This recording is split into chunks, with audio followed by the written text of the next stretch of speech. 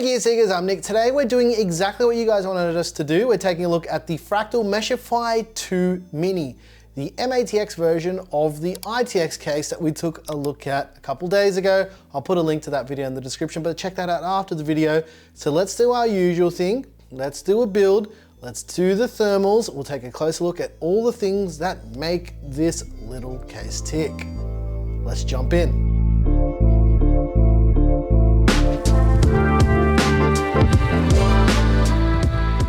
Let's start off with panel removal. We're doing this video a little bit differently today, and you're gonna see what I mean as we go through. So basically, there's got a clip on the end of the panel here, and you pull it away, and you lift the tinted glass panel away. Rear panel's exactly the same deal. This little clippy thing here, you grab it, pull it, and away we go. Bob's your uncle. The front panel is a swinging hinge door, which you can pull by the Fractal logo. You can swing that open, like so, and then you can gently pull it away and remove the front panel. The top panel is quite easy to remove as well. With the side panel off, you can just push it up with your thumb, like so.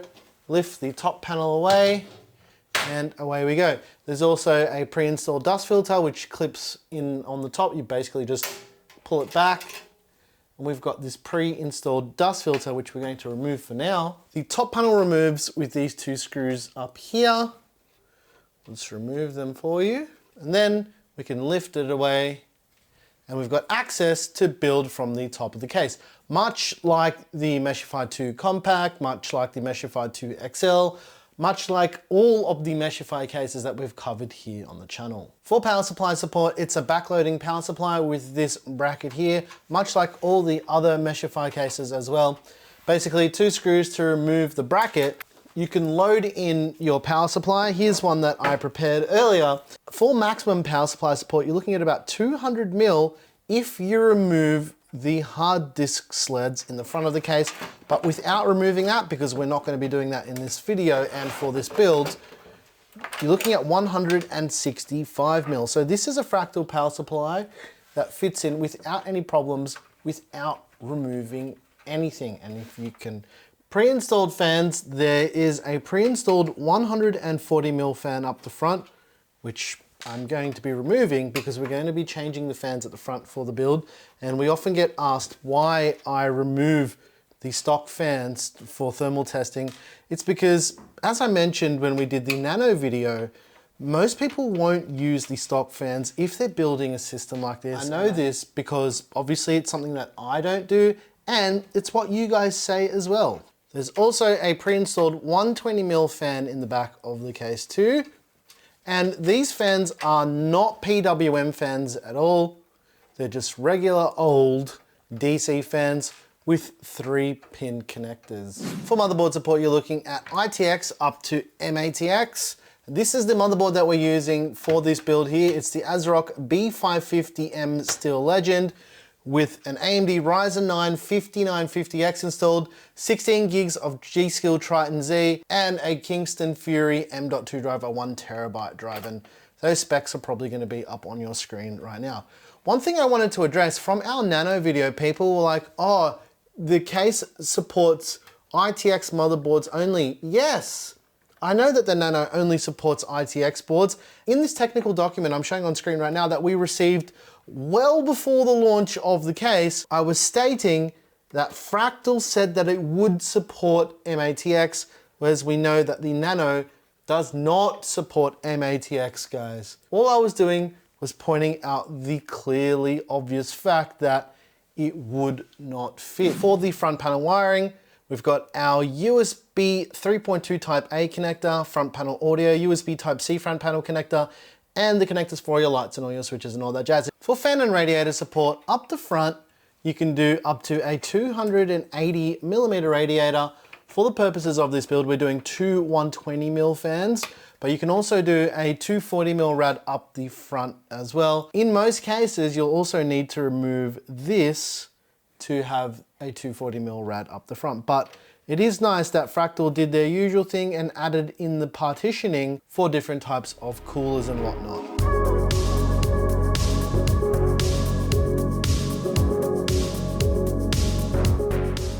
For rear fan support, it only supports a 120mm fan back there. So that's what we're going to be doing, putting a 120 back there. For top fan and radiator support, on the bracket you can install up to a 240mm liquid cooler or two 140mm fans if you wanted to go that way. But as you can see here, we're doing a 240mm liquid cooler and we don't have any RAM clearance issues with this memory. Check the clearances. You've got a maximum of 31mm for maximum height for RAM and heat sinks. But as you can see in this application here, no problem with getting the liquid cooler to fit up the top. Speaking of coolers, we're using the Fractal Lumen S24 RGB. It's got pre-applied thermal paste as well. I need to change the cooler bracket quickly. Hook it on the top, hook it on the bottom, and we can screw it in with our fingers.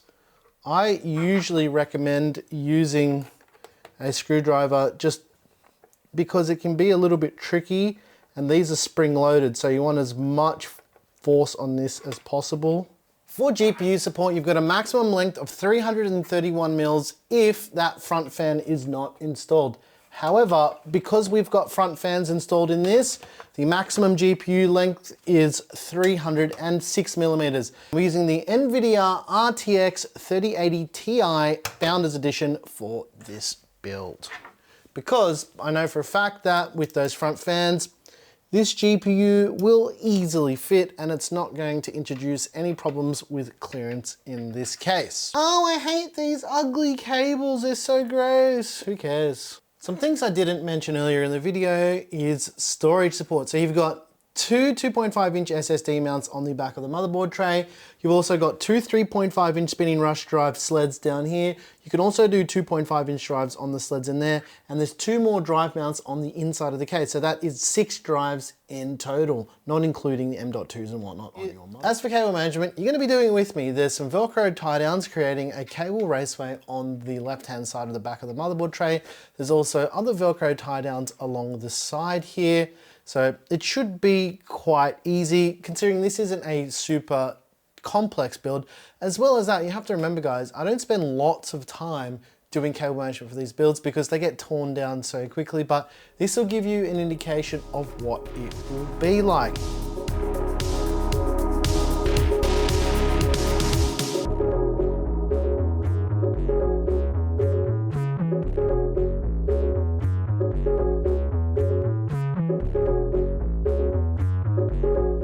And that's it. In just over 6 minutes, or maybe under 6 minutes, I was able to cable manage this very, very easily. It's about that time, ladies and gents, we're putting all the panels back on.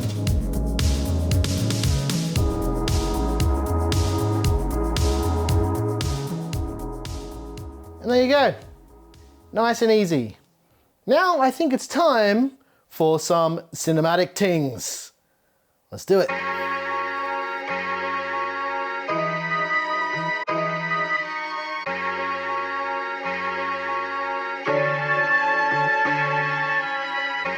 Comes around, yeah. Comes around, comes around, yeah.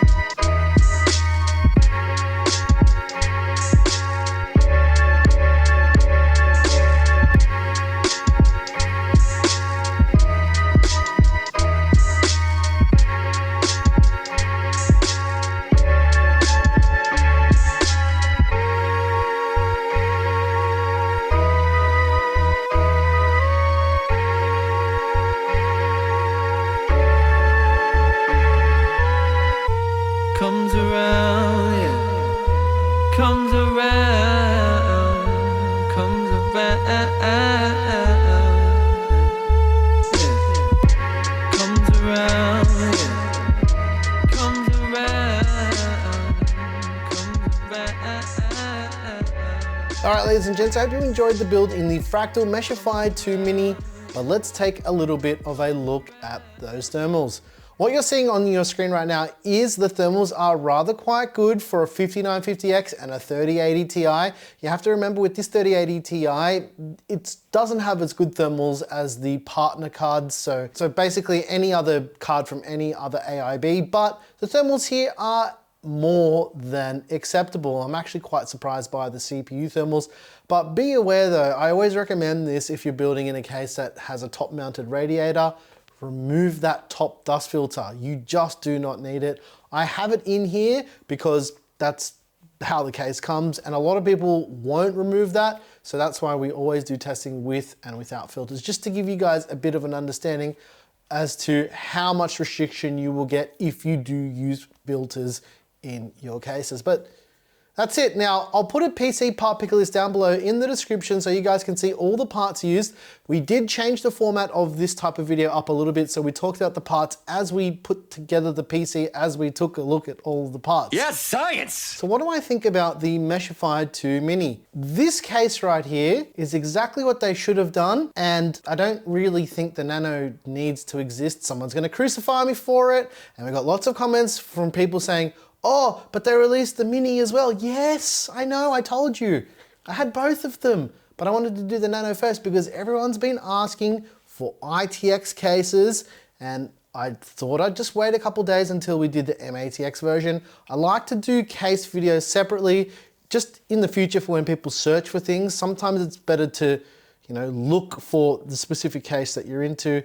And this one personally, I think is better than the Nano for a couple reasons. The first reason is top mounting radiators in the Mini is very, very easy. You do need to take that 31mm clearance into account, but ultimately not a big deal if you plan your build out. The second reason is the Mini is not much bigger than the Nano. As I said in the Nano video as well, I do not hate the Nano. But you do make sacrifices when you do go smaller. However, all the sacrifices have been negated with the Mini. All the things that I didn't like in the Nano don't exist with the Mini because it's slightly bigger. Another thing I wanted to address from our Nano video that I actually addressed earlier in the video, if you skipped that part, but I did show the technical document where Fractal actually states that the Nano supports MATX, which we know it doesn't. We talked about it and said that it didn't, but we make these videos well before the release date for these cases. We don't go out and buy these cases. They're sent to us for review, right? That's how it always works, and that's how it always will work. Anyway, I'm rambling quite a bit. The Mini is a really, really well executed case. To me, this feels like the Mini version of the Meshify that we all deserve. Now, obviously there are little things like GPU clearance that there's just nothing we can do about that because it has the exact same GPU clearance as the Nano, but ultimately, because you can mount the radiator at the top if you're doing liquid cooling, you do get 306mm of GPU clearance, and there are quite a few GPUs that will fit inside a case with that much clearance. And that's my thoughts on the Mini. If you're interested in the Fractal Meshify 2 Mini, they're going for around 109 US dollars or around 209 Aussie dollars at the time of filming this video. However, I did see that the price has dropped a little bit here in Australia to 189, but still at $189. The case is far too expensive. However, as I've mentioned, even with the Nano, the build quality is phenomenal. It is a classic Fractal case, super high quality, but for that money, I can't say buy it, I can't say don't buy it. I'm sure there's gonna be lots of people who buy it, but it is quite expensive. Now, if you like the music you heard here, I make all the music. It's available by clicking that join button down below. Make sure you get yourself subscribed to see more videos like this one right here. Hit the like button, ring the notification bell, and all that jazz. I'm your really happy boy Nick with Gear Seekers. You peak, we seek. And let us know what you think about the Mini compared to the Nano. I like the Mini better. that's just me. I do want to go back and do an air-cooled build in the Nano because I feel like that's going to be quite interesting thermally. However, as we know with a lot of the Z690 boards and the B660 boards with air coolers, there's quite a bit of incompatibility with just ridiculously oversized heat sinks. But yeah, we'll make it work. We'll do a thing. Thanks for watching.